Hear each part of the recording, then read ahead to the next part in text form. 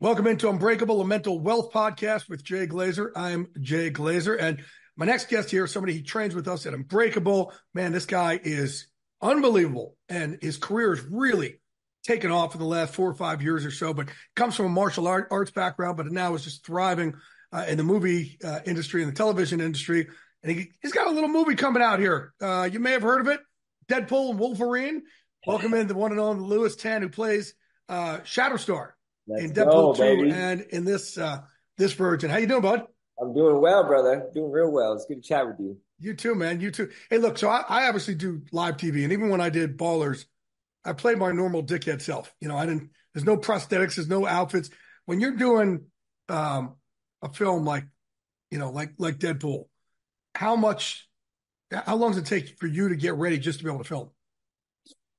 Well, that one's a little tricky because, I play this character, Shatterstar. He's an alien from the planet Mojo World. And it's a really unique character. And I got the craziest hair that in all of the Marvel universe. And so he's got this like crazy long red like locks and braids. So that takes a long time to put on. But other than that, it's pretty easy. How long does that take? So that's a daily thing. How long? Yeah, I don't know, maybe about an hour and a half. Okay. All right, not too bad. Yeah. All right. How much fun is it on the set with these two guys? Oh man, it's unreal. Yeah, they're incredible guys to work with, and Ryan is he's a genius, man. He's like consistently writing, even in between takes.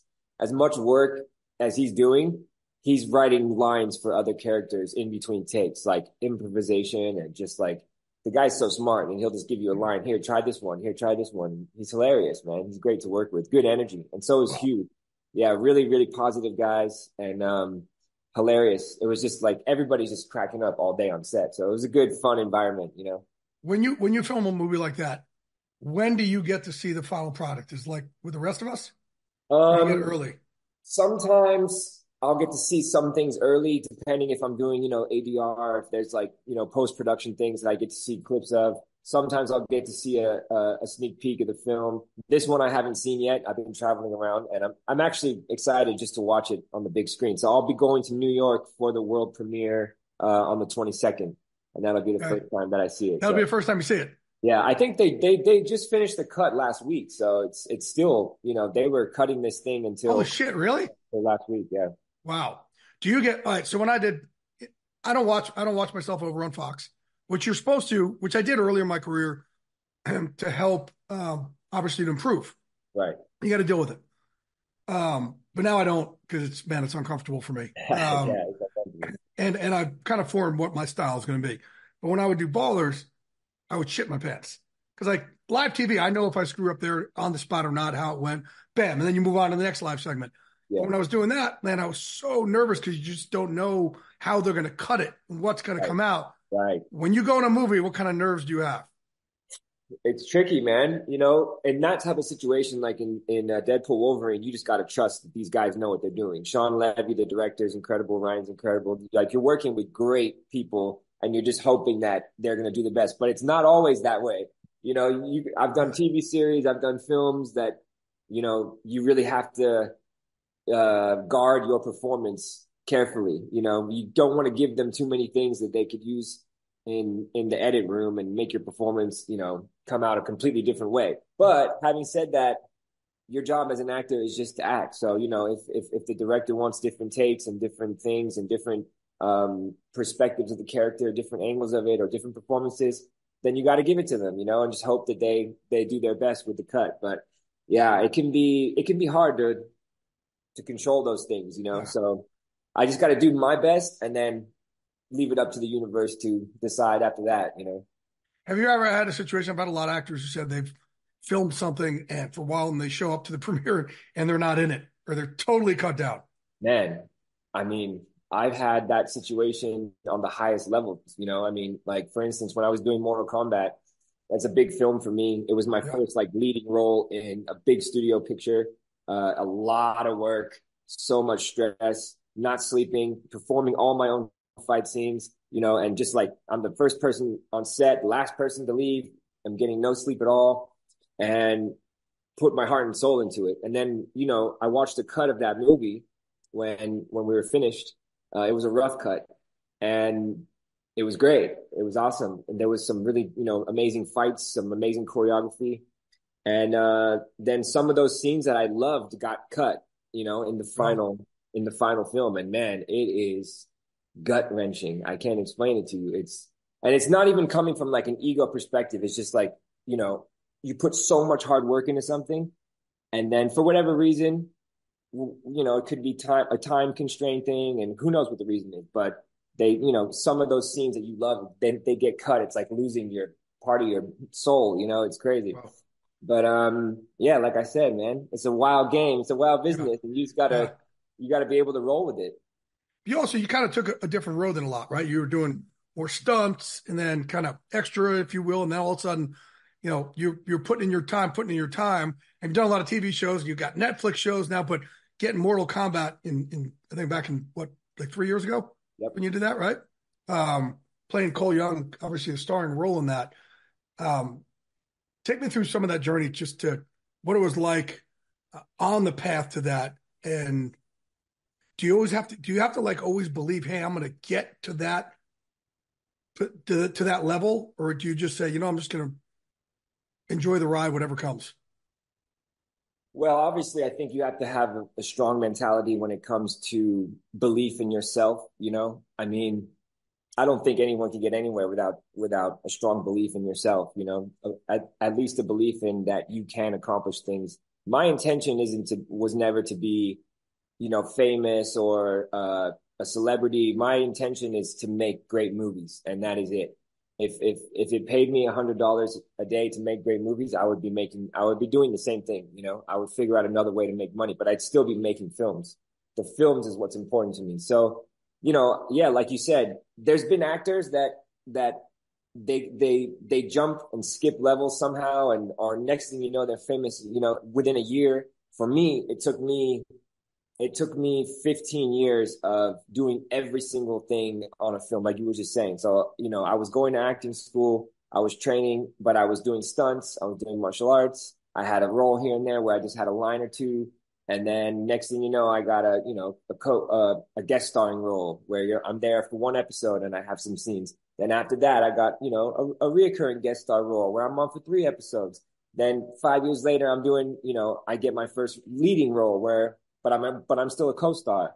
And so now it's 10 episodes and literally just climbing the ladder bit by bit by bit and enjoying myself, learning, working with great talented people that are inspiring me, and slowly building to the point where now 15 years later, I'm getting close to these bigger films, these bigger pictures. So when Mortal Kombat came around, it was like, they sent me the script. They my agents said, what do you think about this? And to be honest with you, at first I was hesitant to do it. I actually said no at first because Wow. that's such a beloved IP. I mean, everyone's played that video game. So I was like obsessed with that game when I was a kid. I mean, I got 3 younger brothers. We'd sit there, we'd play for hours. And also it's like, it's a martial art. It's martial arts, so you need to be careful when you take something that's so beloved and you commit to being part of that. You want to make sure that it's in the right hands, that they're going to do it correctly. They're going to, they're going to honor the game. The choreography is going to be badass. The directors are going to be great and all that. So yeah, that's a lot of pressure to keep up in those fans' eyes. right, exactly. It's different, yeah. And it's a lot of pressure. And you get crushed if it's not. Yeah. Yeah. So I originally wasn't, was hesitant, but after a while, they got my friend Joe Taslim, who was in The Raid.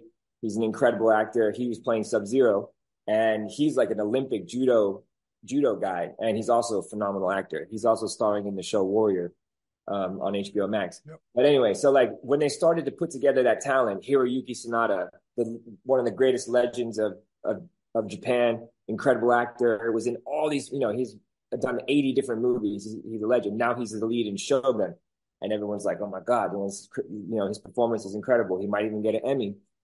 So they're putting together this type of talent. And I was like, okay, now I see the vision. I see where they're going with this. And so, yeah, I took the opportunity and ended up getting the role. So then that's just like the start. Yeah, that's like that's where the work starts. It takes you all this, and now you get this opportunity, and now that's the start. It's crazy. But it's interesting that wasn't like you got the part and you're like, I'm in. You're like, I don't know, because you hadn't been a leading man at that point. That takes balls, dude. Yeah, thank you, man.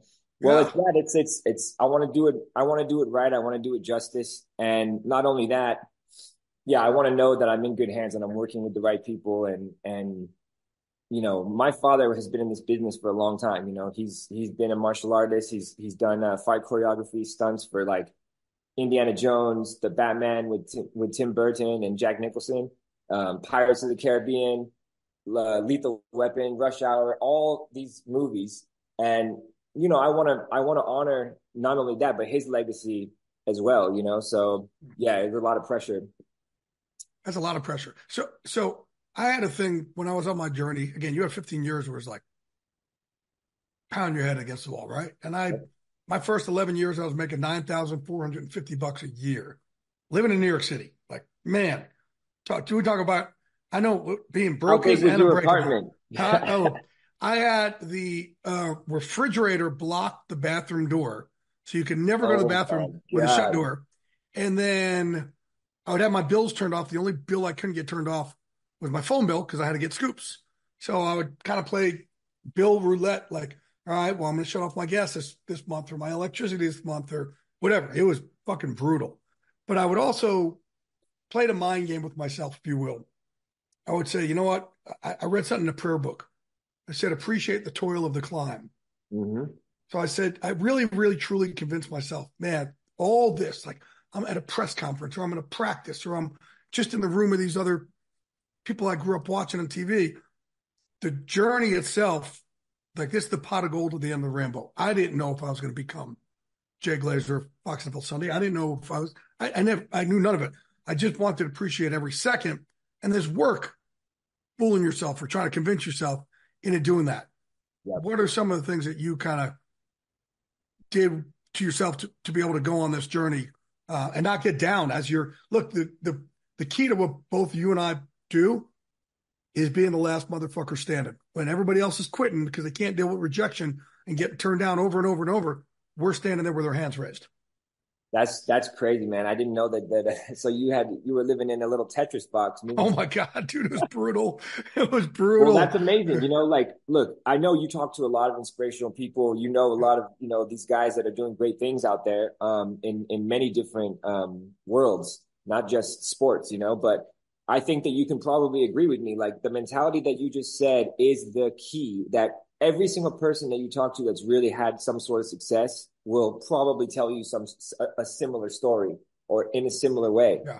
And it's like, like Winston Churchill said, like success is going from failure to failure without losing enthusiasm. That's the key. You know what I mean? It's, and the thing is, it's like, you can hear that quote and you could be like, yeah, like I'm going to write that on the wall. But you're a human.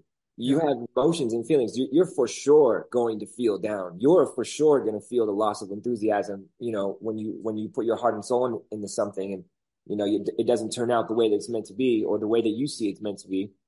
But that's the key. It's like what you said, enjoying that process and putting yourself in the mentality of, this is what's going to make me great. This journey, I wouldn't change a single thing. Like how I came up in the film industry, I wouldn't change a single thing. As much as it was driving me crazy, as much as I like would lose role after role after role, 3 months of auditioning, flying here and there, doing all these meetings, and then boom, I lost the role. It's like the world crashes down on you. How do I wake up the next day and just start again, and still have that passion? But like you said, those are beautiful moments. Those are like I look back on those now and I'm like, man, that gave me like this fire inside. Like that's what helped me get to where I'm at now. And now it's just like I was saying, now it's just, you climb a mountain and then you realize there's another mountain. You climb that mountain, you realize there's another mountain. But it's like, enjoy the climb. Enjoy the climb and just look at the view and be like, wow, I'm grateful for this. Like, this is incredible. I've had times too, man, when I was living off a freaking cup of noodles from that, for like a year straight. Like I didn't, everything that I have I earned like bit by bit by bit. And that's beautiful to me. That to me is the best. I wouldn't trade that for anything. That's so valuable. You know what I mean? Yeah. That's what I was saying also, like for you to get Mortal Kombat and say, I'm not sure, man, that takes balls, right? Because we work so hard for that break. That's a different level of I would say courage. Yeah. Well, I think it's also just the feeling of, like I said, like I know these things are not going to be handed to you. Nothing like that is given to you on a platter. If you've worked hard enough and you are meticulous in the way that you're designing your life and your mentality, then nothing can ever mess with that. If I don't get that job, guess what? I'm still here. I'm still going to be doing movies and there'll be another one coming. You know what I mean? So that's the mentality that I have. It's not like, oh my God, now's my chance. I gotta, that anxious, over anxious kind of, needy energy that doesn't attract the right things, You and I met because of obviously a love of martial arts and you training with me at Unbreakable. Yes, Where has what we learned from martial arts and give our listeners here just a little background on you and your martial arts experience, but where has also your training in martial arts helped you in pursuing your dream in acting? Oh man, it's been invaluable. Yeah. Like, I mean, you see, I'm in Unbreakable. If I'm in LA, I'm there 3-4 days a week at least. And that's a lot considering, I have a lot going on. Fucking up all my bags and equipment. Yeah. I did. I think one of the first times I ever came, I broke one of the bags off the wall. I think you were there that day. I was. And I'm like, what the fuck, Louis? Well, now you've got them real sturdy. They're like, you got these heavy smoke in there now. Yeah, you just made us improve the place. Yeah. We'll go with that. Dude, that's so funny. I remember that. But no, it's been invaluable. And I'm sure you know this. It's like you're in martial arts, you're forcing yourself to do the hard things. And you're forcing yourself to putting yourself in situations that are not comfortable. Right. And that is you're choosing to do this day after day. And then you're suffering injuries and you're getting up again and you're doing it again. And it's like, that's the same mentality that we're just discussing. It's like, nothing is harder than getting kicked in the face or elbowed in the face. If I lose a role, I guarantee you getting kicked in the face hurts more than that. You know what I mean? So it puts you in a different mentality of not just physical toughness, but mental toughness. And I love it because also as much as it's violent and as much as there's a lot of physical exertion and energy going out, to me, it clears my mind. It clears my mind and it makes me feel more peaceful. And I love that about that. And it's like you can handle that, then you can handle anything. And then obviously it coincides with my work and what I do. And I like to be able to actually do the martial arts in the films, actually do the fights. And so it's that visceral experience that you see on the screen comes across much cleaner, And tell our listeners what your background is in martial arts and your dad's. So my father was a national champion in Taekwondo. He's been doing and fighting and competing in martial arts for many years. He trained with like Benny the Jet Urquidez. He's like OG martial artist from back in the day. And he's been training me since I was a kid. So I started doing kickboxing. Then I was doing amateur kickboxing tournaments. So they're called like smoker fights where you fight in gyms like 3 minutes, 3 rounds, 3 minutes. I was doing that for a while. And then since then I've just been training Muay Thai, a little bit of everything, and now that I've done all these different movies, I get the chance to work with these great guys like, Arnold Chan and Unbreakable. Like these guys are training the best of the best, UFC fighters, professional boxers. He's out going to start a camp now for the Jake Paul card and this and that. So like, these are the guys that are actually out there doing these things. You know what I mean? And I'm fortunate enough that I get to train with them. So yeah, a little bit of everything, I would say. Swords, weapons, kung fu, karate, but my bread and butter, my favorite is Muay Thai. So yeah. It's cool. We'll sit in the gym sometimes. I'll be there with like Randy Couture and Chuck Liddell. It'll be Lewis will be in there with Michael Jai White and Arnold Chan. And I'm like, man, if the rest of the world could walk in here right now, we could probably sell this as a pretty damn cool experience for a martial artist. I'm telling you, it's right? wild. That's a really unique gym. I swear. It's, Right? I'm not just saying that because we're chatting, but it is. It's a very unique Yeah. experience. Because yeah, at any given time, you could walk in. There could be NFL players, rappers, actors, UFC fighters, boxers, all in one spot. And No it's doubt. all, and Yeah. the gym is quite small, so you could see and everyone's doing everything at the same time. So yeah, but I love that energy there. Yeah. I love it. Yeah, we're a team. And I did as much for my own mental health. I need a team. Right. Like I need these fight teams. I've got to have it around me. So when I come in there, no matter how crappy my day is, I got my team. I'm way better off. Listen, man, I've never told you, maybe I haven't told you this before, but I really appreciate what you've done. And like, I appreciate you letting me be a part of that family too, because Absolutely. it's helped me a lot. And it's a very unique place. I was just in London for a few months and I don't have a place like that there. You know what I mean? It makes me miss it, man. And I see on the Instagram and I'm like, damn, I want to be there. But yeah, but it's great. The connections we get in the fight gym or a gym like that. It's lifelong brotherhoods. And, yeah. Well, we get to cheer each other on. And what I love about it is, like I was saying, like my dad grew up fighting in the Jet Center, the old martial art gym in LA. Like those are the real deal gyms. And when you go to those type of gyms, people, they're grinding, they're training hard, and I love that about Unbreakable because I know when I go there, I'm gonna get it in. You know what I mean? Yeah. Like we ain't there to look pretty. No. You realize, dude, Unbreakable is the only gym. There's a lot of pretty people there. A lot of pretty people. But I specifically did not put one mirror in the gym. Do you ever realize that? Yeah, we don't have a single mirror. And you know why? It's because I view us as a team, and I didn't want any of us to have our back turned to the rest of the team looking at ourselves.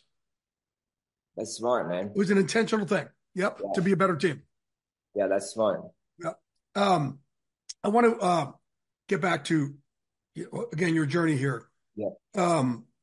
When did you realize, give me the moment you realized, like, holy shit, my life has changed. Like, man, I made it and life has changed. Like that cool ass moment, like, how the fuck did I get here? I mean, I have that moment. I feel like I have that moment quite often. Like it's, I was at, like we were just talking about earlier, but I was at the Cannes Film Festival a month ago, I think. And I was walking up the red carpet and that's an iconic place. Like that's like an iconic red carpet. That's the place, the red carpet of all of them. You'll never get another experience like that. It's absolutely absurd. And, every single director, every single actor is there, every single producer is there. And I was standing at the top of this red carpet and, there's paparazzi everywhere. There's like literally 300, 400 photographers on both sides of the red carpet shooting. But I had already walked past all that. So I'm going to the top of the red carpet and I turned around just to look and just take it in and just see, and visualize like one day I'll have a movie here that's up for, the best film award, or a movie that I directed will be here at Cannes, and just visualizing it. And there's this funny paparazzi picture of me looking like a dork because, everyone's posing and I'm up there just like staring at it and just trying to like visualize. No, but that's one of those moments. It's just like you always have these little moments, but if you're talking about what is the one, yep. Well, I mean, obviously, getting Mortal Kombat was a big one for me. At that point in time, I was reading for a few other leads in different movies, and I didn't get those movies, and so it was like I was very upset. I went to Japan. I was in Japan doing some just meditation, and I was up in this place called Hakone where they have like all the hot springs. So I'm just like chilling up there, clearing my head because I just went through like a 6-month process and lost the role. So I was like, damn. At the same time, I was reading for Mortal Kombat, but I haven't heard back from that yet. So I'm in Japan and hanging out and just meditating. And then I get a call when I was at the airport and I'm flying back from Japan to LA, and my agents were like, you got the role, so it was just like this crazy high and this huge low. And then I was literally in Japan to get myself back on track mentally because I was I was bad, man. I was like, that was a moment that I was like, damn, you know. But I know that if I take a few days off, if I disconnect from my phone and social media, if I'm around people that love me, if I sit there and I really clear my head, I'll be able to come back and start again, and continue. And yeah, sure enough, I didn't even land in LA before I got the news. Really? So he Yeah, texted over to you? yeah, yeah, on the plane. On the What was that plane like? there. So on the plane going to Japan, I had lost the role. I heard at the airport. I lost Whoa. heard at the airport, flew to Japan, got to Japan, just like chilled out, and on the way back, heard that I got the other movie. No. Yeah. That Wow. I mean, just but that's just like Got to keep the faith.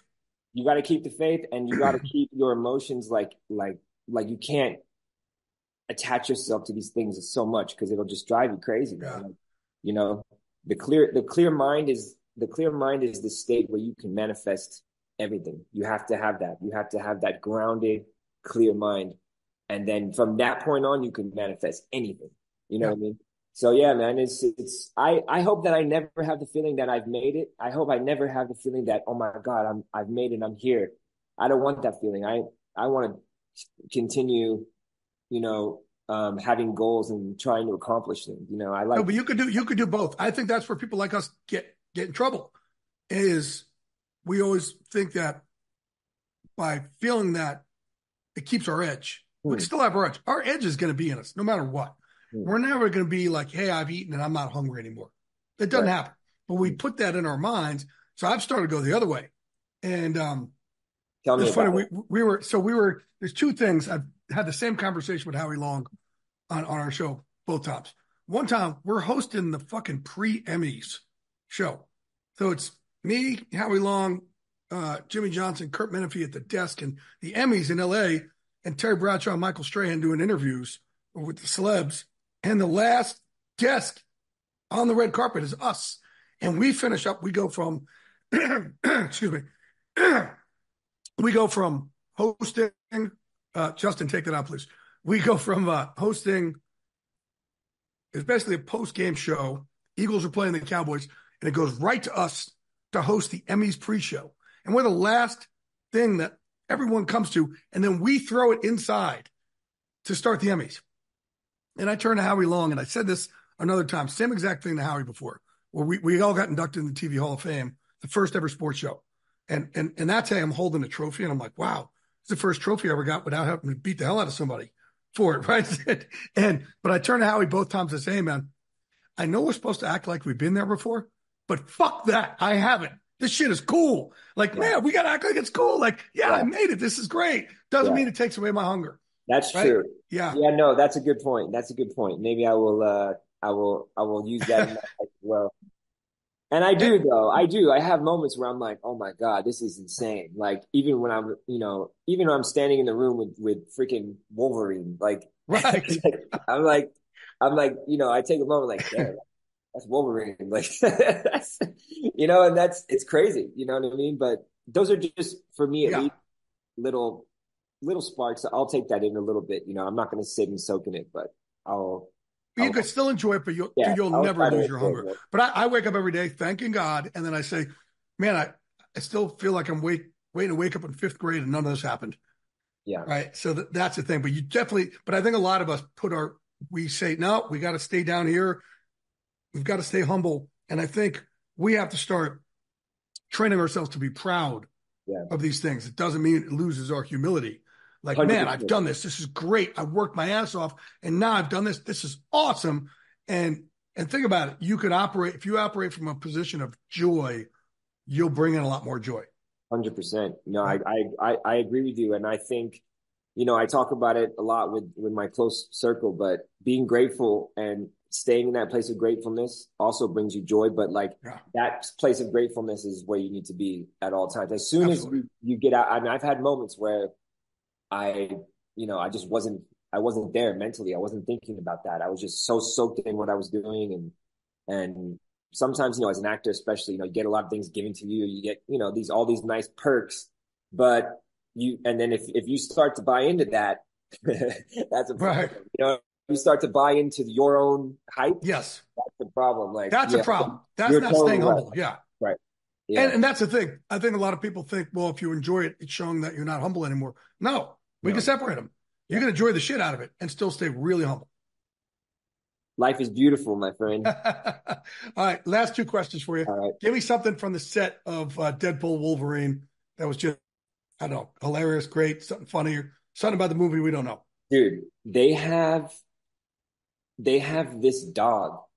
It's a dead it's called Dogpool. And it's in the trailer. If you look up the trailer and you pull up a picture, you can see this dog. This dog was voted the ugliest dog in the world. And it's very unique looking out. It's got a I like how tongue. you're trying to be politically correct with the dog's feelings. Dude, yeah, it's like, so this, it's got its tongue and it's like hanging out down past its chin. It doesn't really have fur. It's kind of like, you know, like the rat skin. It looks like rat skin, but it's patchy.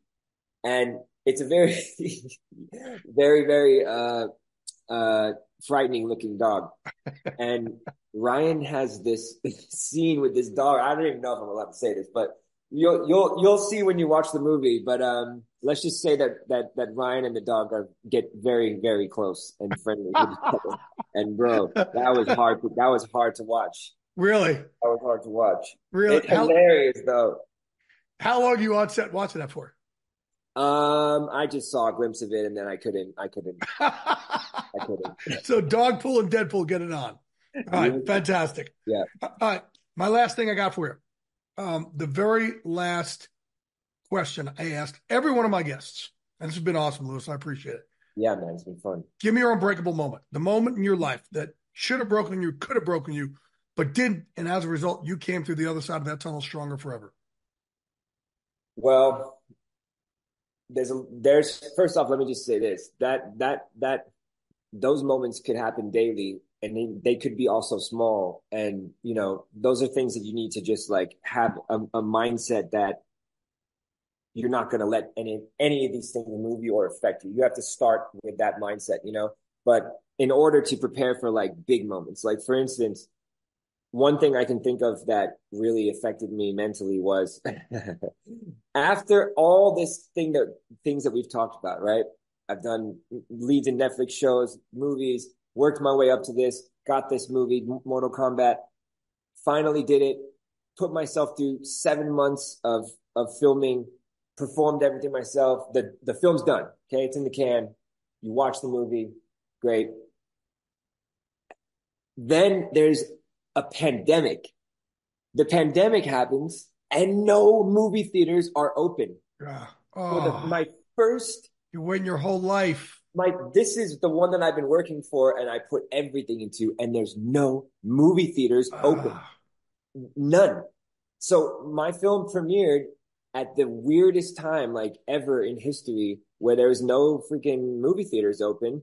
And it just went like, at the time, I think they were doing the studio did a deal where they were dropping it online at the same time that it came out in theaters. Cause there was some theaters open in some sort of certain places, but no one was going to the movie theater. Right. No one. And so, yeah, so it came out and then it got dropped online at the same time. And man, let me tell you that I was in Thailand filming another movie when this happened. In Thailand, we were allowed to go to the movie theaters. We had to wear masks and stuff, but we were allowed to go to the movie theaters. So I saw my movie for the first time by my damn self in a movie theater with a mask on in Thailand. Whereas, you know, in my head, I'm like, I'm getting the world premiere. We're going to do this big thing in LA. Right. Oh, we're going to go to London. We're going to do a red carpet. And man, it messed me up mentally for a while, because it was just like every single other thing is out of my control. And I have no, you know, I did all the right things and then it doesn't even get a premiere. Because the little kid in you envisioned something forever. Well, I mean, and it doesn't happen. Yeah. Yeah. I mean, so it was tricky, man. But I will say this, after getting over that mentally, it was actually a really beautiful thing because it kind of reset me in a way that was like, all right, keep going because it just gave me that passion again to like just keep going, man, keep going. Those things are out of my control. All I can do is do the best work possible. And that's the mentality I need to have. And I'll never again think, okay, I need this. I need to have the premiere. I need to have, of course we want those things. We want the successful box office. Two of my movies already have made $1 billion the box office. There's only a few movies that have ever done that. And Deadpool Wolverine's coming out soon, and I guarantee it's going to happen again.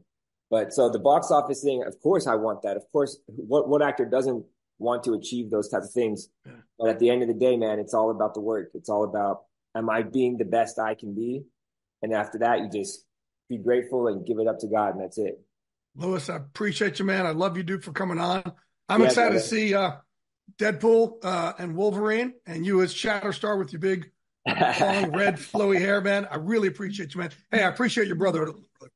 It was a pleasure. Thank you. Louis Tan, thank you for joining us here on Unbreakable. Pleasure, brother. Thank you.